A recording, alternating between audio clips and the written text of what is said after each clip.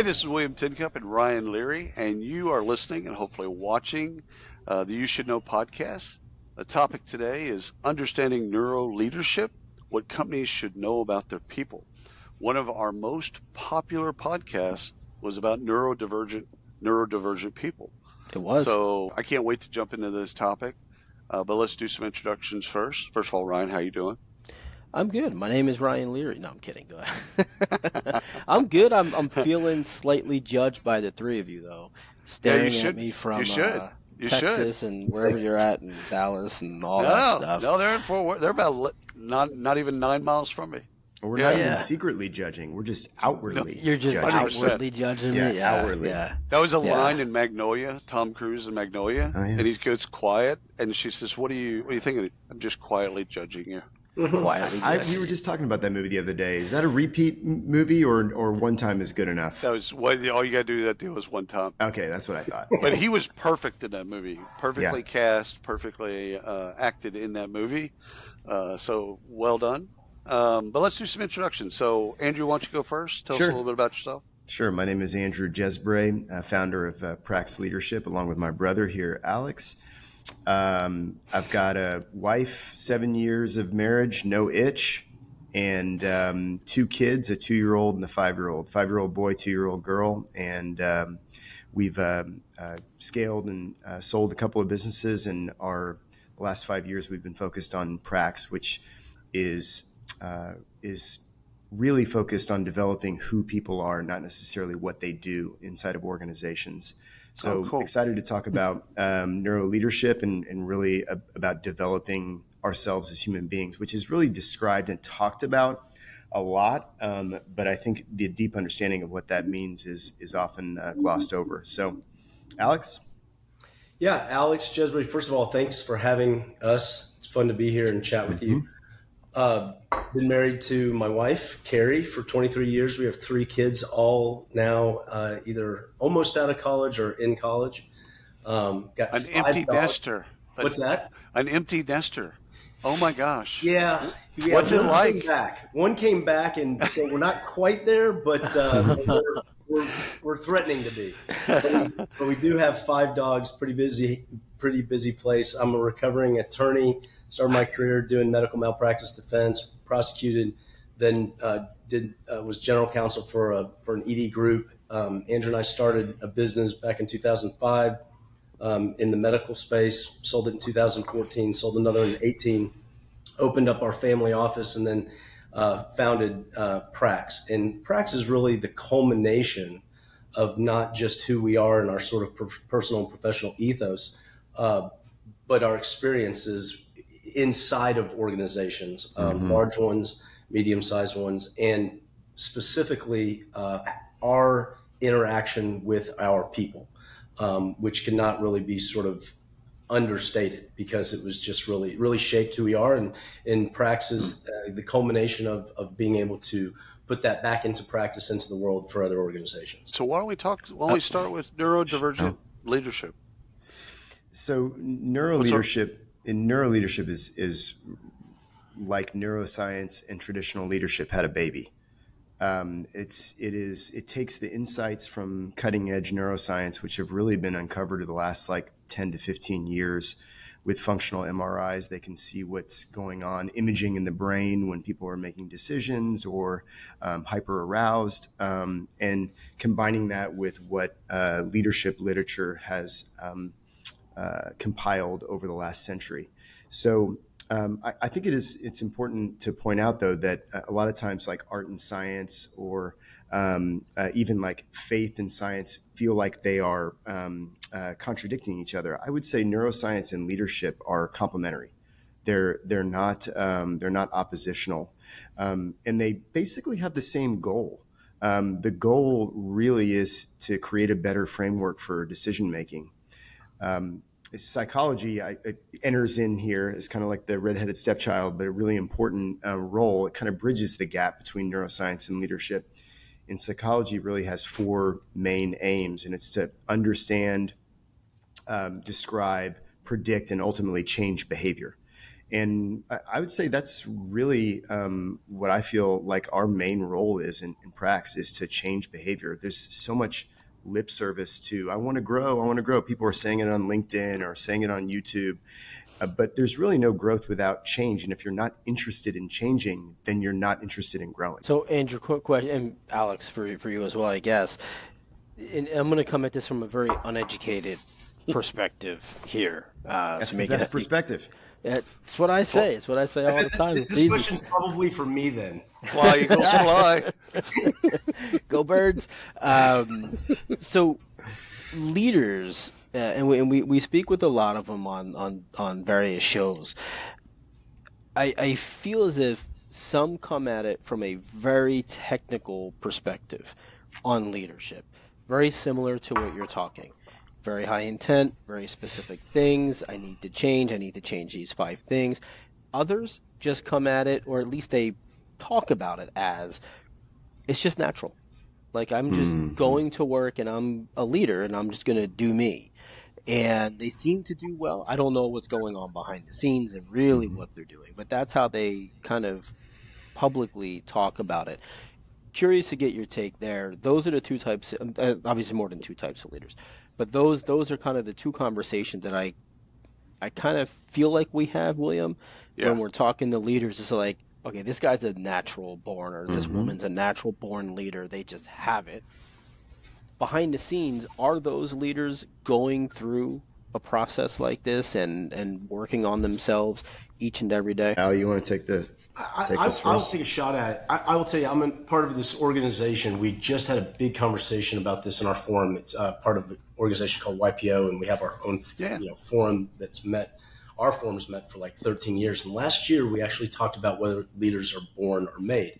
And I had said that 5 years ago, I would have said that they're born. That's my orientation to the world. And you use the phrase natural leaders. After being involved in Prax, I would say that are definitely made. Even the ones that have natural tendencies are still made. Yes, they are. The best ones are working at it and working on it. I will tell you that on this show, you have two people that are extremely different, Andrew and I, in terms of our leadership style. Now, I don't say this with false humility. I say this because it's true.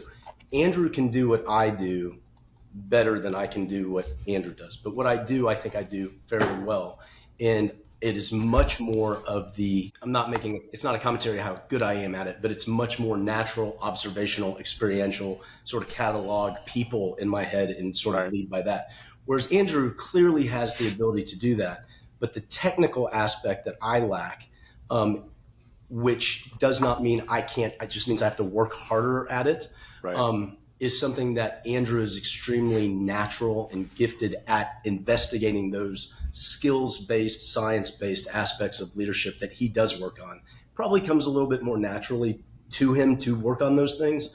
But all in all, I think any leader, whether they have the more technical side or the more sort of natural side, if you're not working on whatever lane you can drive the fastest in figuring that out first is a prerequisite, you're doing yourself and those in your charge a disservice.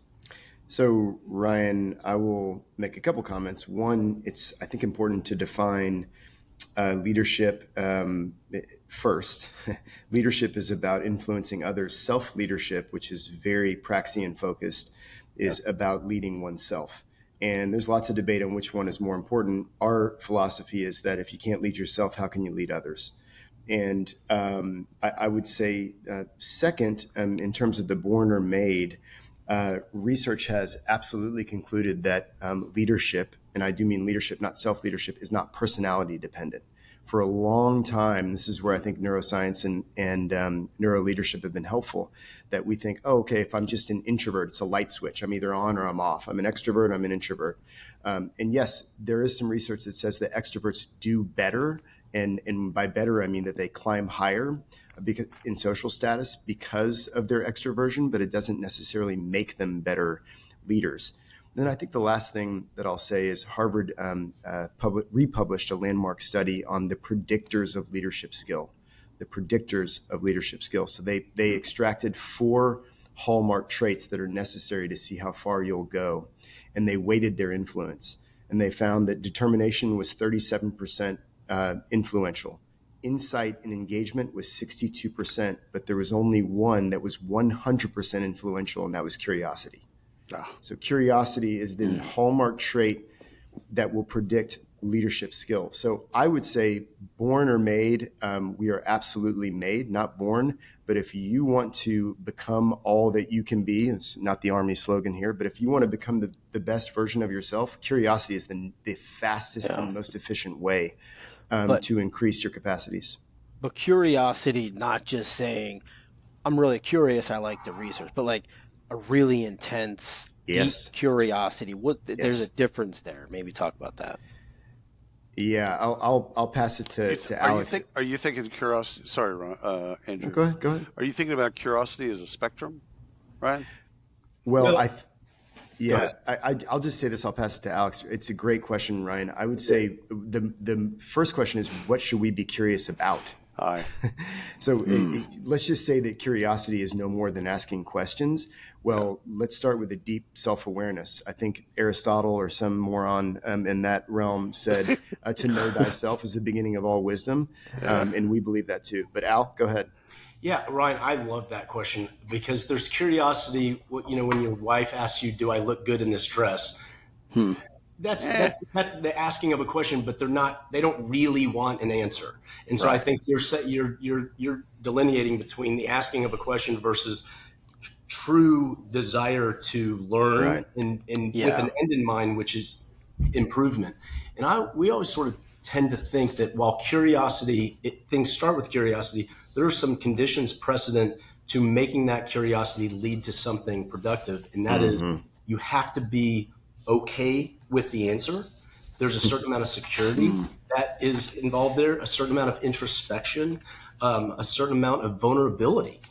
Because if you ask a question and the answer isn't exactly what, the world's been telling you how great you are all the time, it can be tough for people. So curiosity gets summed up, but there are a whole lot of conditions precedent to that to make it productive and meaningful.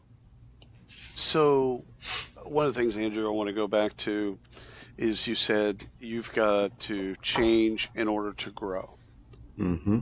Okay, so is there linkage that you can see in your clients and in your research, et cetera, where curiosity leads to that change or can lead to that change, and that change can lead to growth? Am I making that linkage there? That's perfect. We've distilled.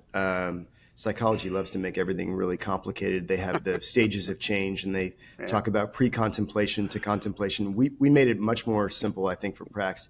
It's see it, want it, do it. You can't change anything that you don't first see as an issue or an opportunity to grow. But after you see it, that doesn't necessarily mean you're motivated to do anything about it. Right. So now you've got to actually be motivated to change the thing, and then you got to do something about it. And so habit change is really complicated. We are wired for automatic behavior. Our brains want us to keep doing. It's a shortcut for our lives. And so this is the spectrum between automatic and controlled behavior. So when we decide that we want to intervene on a habit that we find suboptimal, now there's a goal, there's a new desired result, and that's very, very effortful. That takes effort for us to do something new. And then the kind of dirty little secret about habit change is that our old habits are rewarding. Even if we don't like them, they're rewarding something at a neurological level. So in order for us to do something new, we actually have to change the reward system, and that feels hard. So rewarding, now you've got me in deep thought here. I'm thinking from an eating, not leadership, eating perspective, right? Oh, this is leadership too. So you're on this journey. You achieve a goal, 10 pounds. Your reward is to go back to your old. Yeah, I'll use a personal example. I had about 5 years of plus 10 pounds, minus 10 pounds, plus 10 pounds, gain it, lose it back, gain it, lose it back. And I was very frustrated with that pattern. So first, curious about why. Why does this not translate into sustained change? And what I really concluded was I was pursuing the wrong values. So I was trying to engage in this stop behavior. So it was like, okay, so I need to deprive myself of this old fashioned, this whiskey, or these sweets, Right. rather than harnessing something much more powerful, which is purpose. So once I started documenting what's really, really important to me long term, like I'm a little bit of an older dad. I'm 44. I had our kids, my late 30s and early 40s. And when I started looking at being an 80-year-old dad, that really changed the reward system on a neurological level. That changed me deciding to eat something or not eat something, because it made it bigger than the impulse that was in front of me. And that's when I'm telling my story, that's when the weight came off and stayed off. And because the reward system had fundamentally changed. I love that. So how do we go? Alex, go ahead. You had Well, something. I wanted to respond to Ryan, because that it resonates with me, because for me, that there's actually that 10 pounds. I mean, you could say it's 30 with me, but I have gotten for the last 5 or 6 years down to this number. I won't say what it is, and I don't go below it. I get to that number and I cannot get, and that gets into self-sabotage probably, which is a whole other conversation. But I wanted to just link what Andrew was talking about, see it, want it, do it, to what is a distinction about prax beyond self-leadership versus leadership, and that is practice. For so long, one of the things I would do to satiate or convince myself I was doing it is I would think, oh, I want to get in shape. So I go buy equipment and I set it up and it looks beautiful. It looks great. And I feel good, almost as if I've worked out.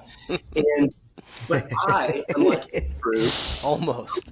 Andrew goes and works out. I take pictures of it. I send it to people. I say with this, I make a schedule, and then I don't do it. But something about that satiates the feeling like, I kind of work out. Done.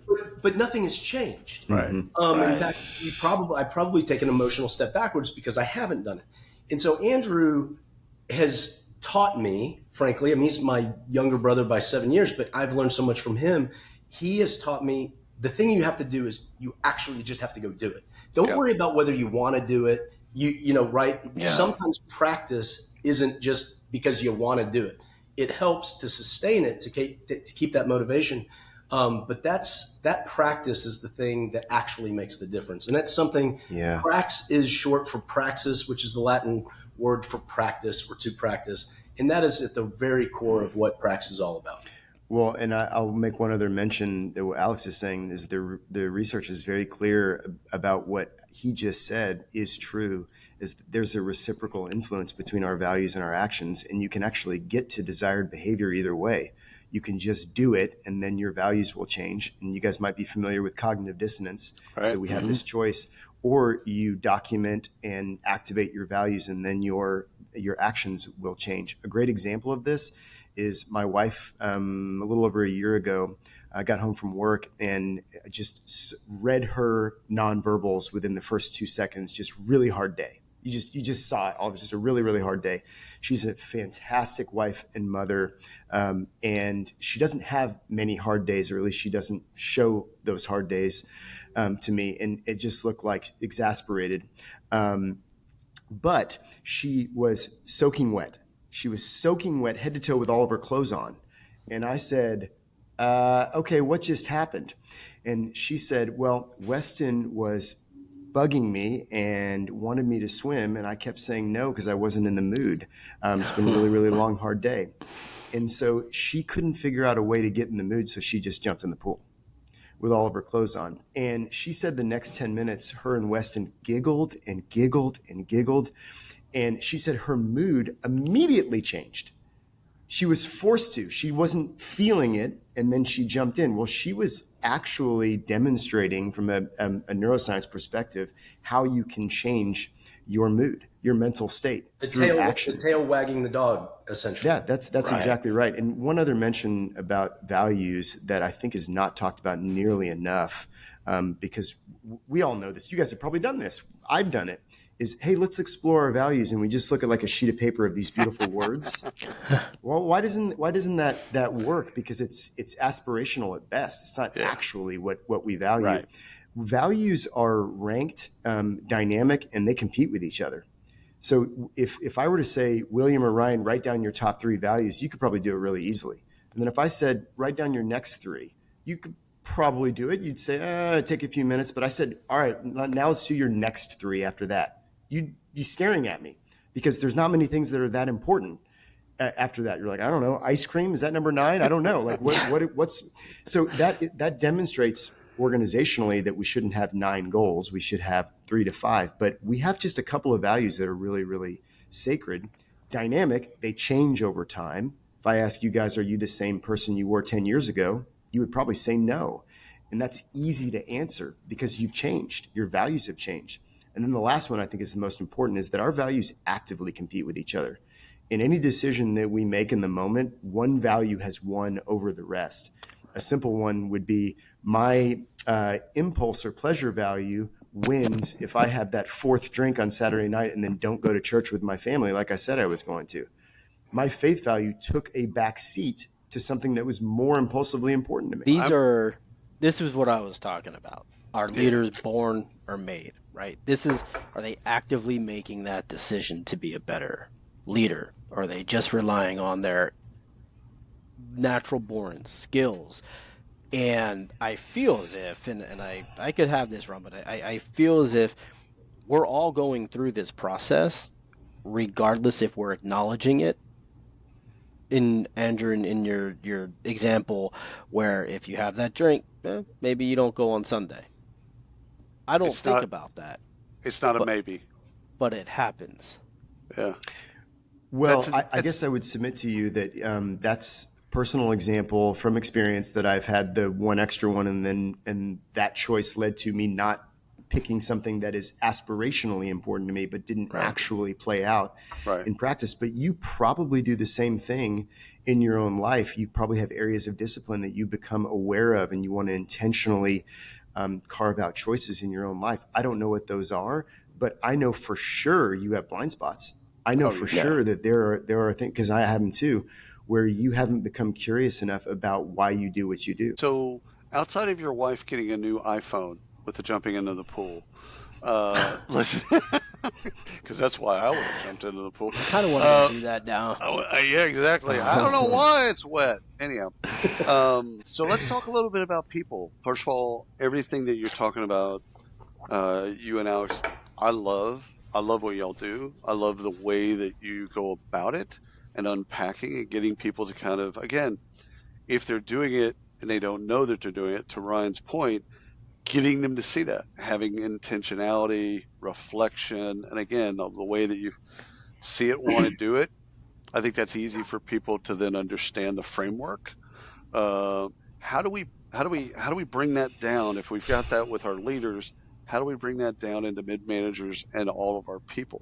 How do we then push that through the organization? Alex? Yeah, I would say one of the things that Prax really aims to do is to create a common language. So you have a lot of folks, I have learned this, being the employee, we call them sort of Gary from accounting, and I've been the CEO.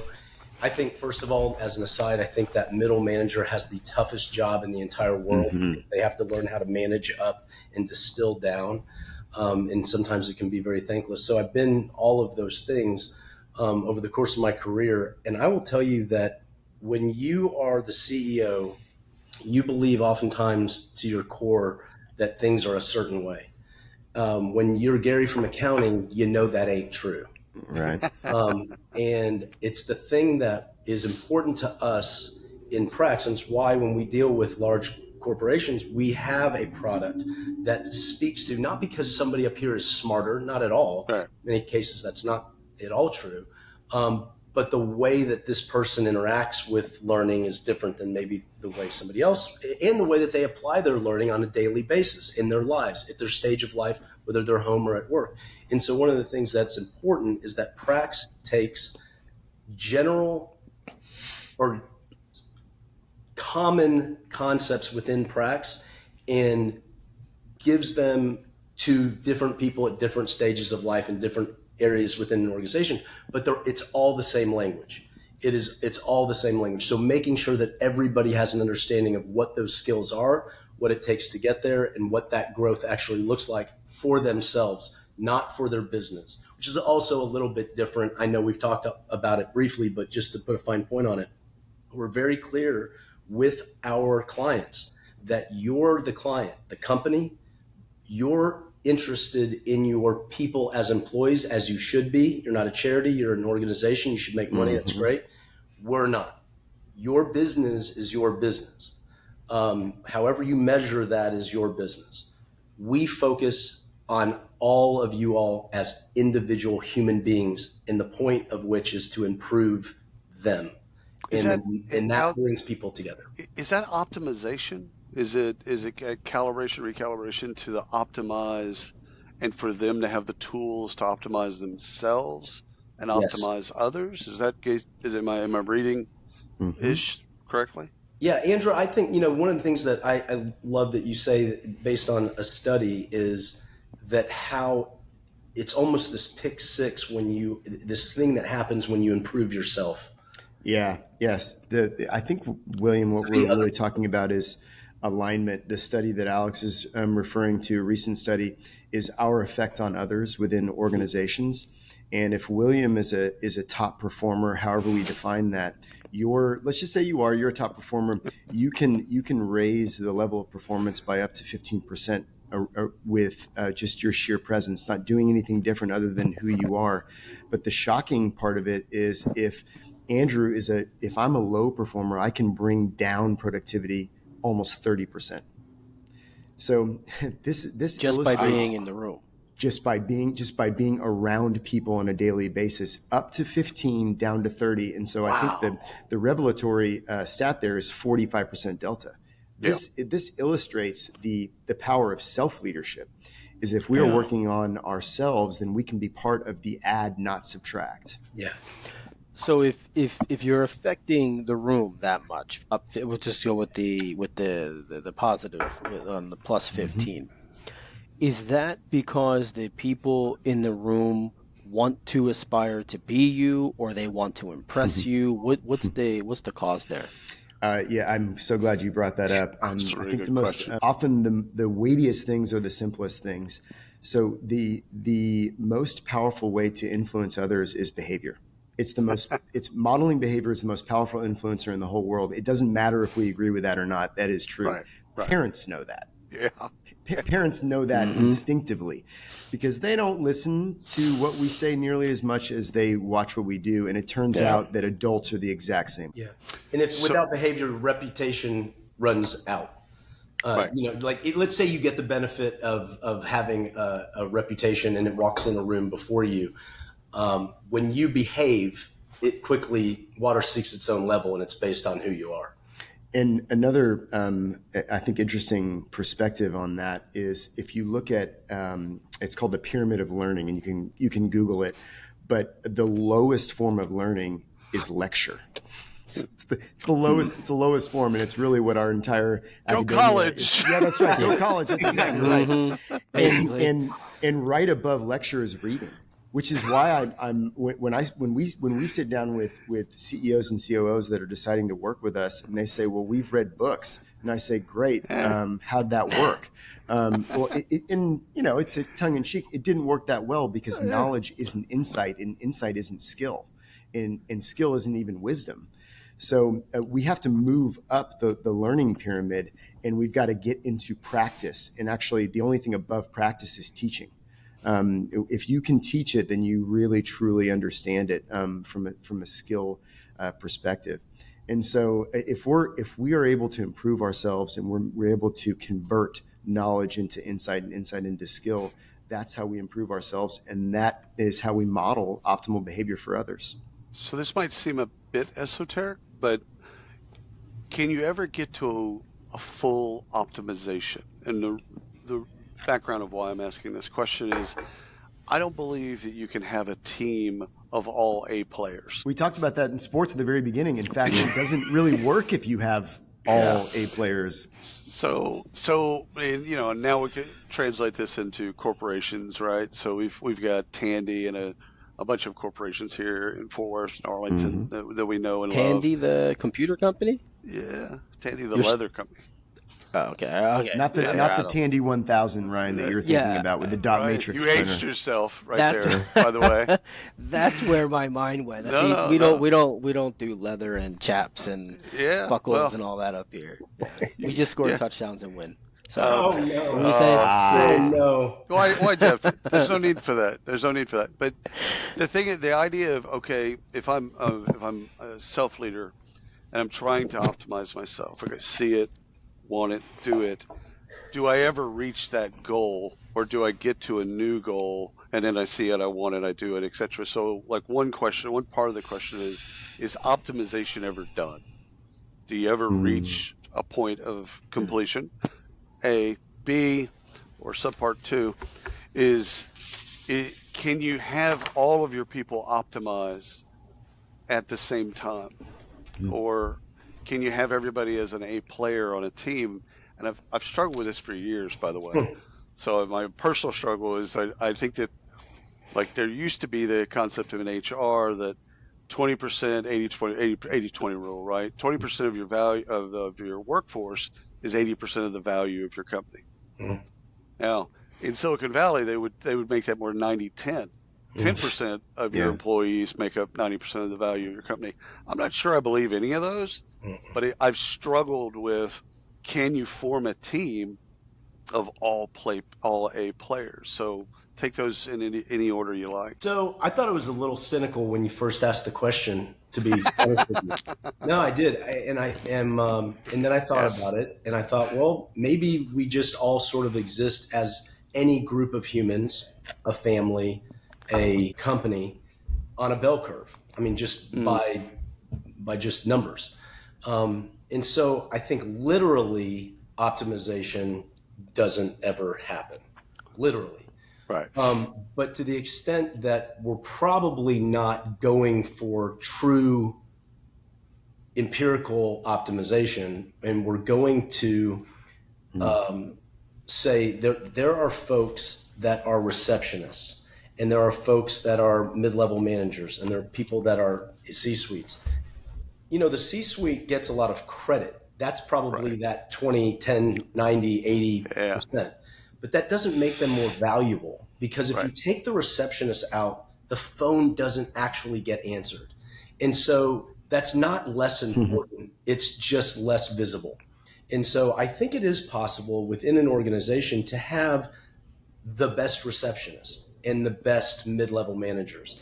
And in the higher that bar gets within an organization, this is something that we've experienced quite a bit, that the low performers self-select right out of that company.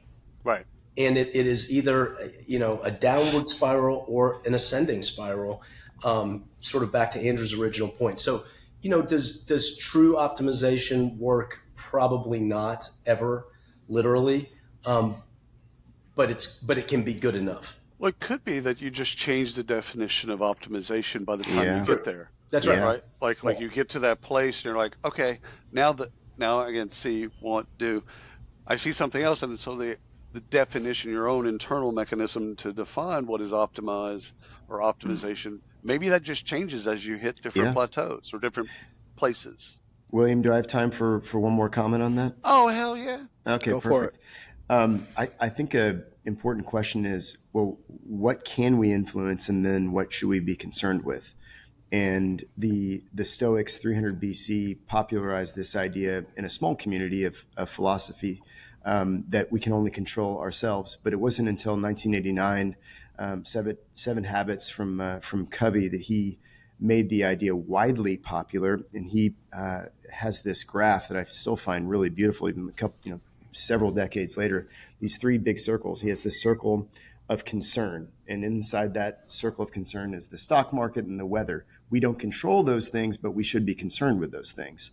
And then inside of that circle is the circle of influence. These are our relationships. These are job outcomes that we can influence, but we don't directly control the outcome. The smallest circle is literally called the circle of control. And so those are the things that we can control. And what are those things? And one of the top 10 books of all time, if you haven't read it, you should absolutely read it. Viktor Frankl's A Man's Search for Meaning. He talks about this concept. In between stimulus and response is our choice. So inside of that circle of control really are three things, and this is very Praxian in nature, is we have our values, our thoughts, and our actions. So when we talk about optimization, we're talking about not the stock market and the weather, not even our relationships. I don't control my wife. I don't control my kids. I certainly don't control our employees. And if you come in with that mindset, you are setting yourself up for frustration. But I can optimize myself, and I can have influence on those things. So at Prax, we're really focused on paying attention to our priorities, how we perceive events in our lives. That's emotional regulation, reducing cognitive errors, and then observing and managing our actions. And this is how we optimize. Well, I, I'm it, good, man. I think this this has is been really this is opposite of what I thought. I don't know what I thought, but this was no. good. I enjoyed it. We need to have a Good. part two I and think go so. into some of the other because we glossed over some of the stuff Let's that do I it. think we could go into much deeper. Yeah. Y'all are wonderful, and of course, Thanks. being Cowboy fans helps. But no, no, seriously, When it's can we come wonderful. back? We can schedule for next week. Seriously, y'all have been wonderful, and I know the audience will learn a lot from y'all. Yeah, this is a good So, one. thank Thank you you so for what much. you guys do. You create a really nice environment for a Yeah. conversation, both of y'all. Thank you. Yeah, Appreciate it. I Appreciate that. really, really enjoyed this. You guys have created a wonderful vibe to be vulnerable and open up Yep. and have fun. And so credit to you guys. That I know that doesn't happen on accident. Thank you.